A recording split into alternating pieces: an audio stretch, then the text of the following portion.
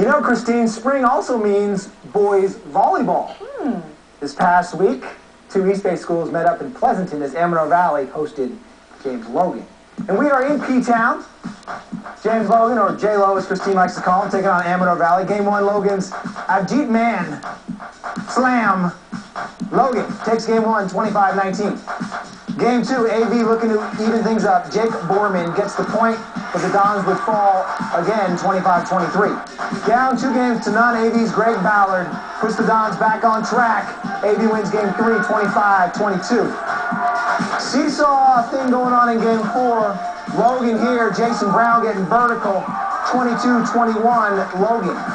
Logan getting it done on defense as well. JP Picard, along with Man, blocks out the Dons, 23-21, Logan.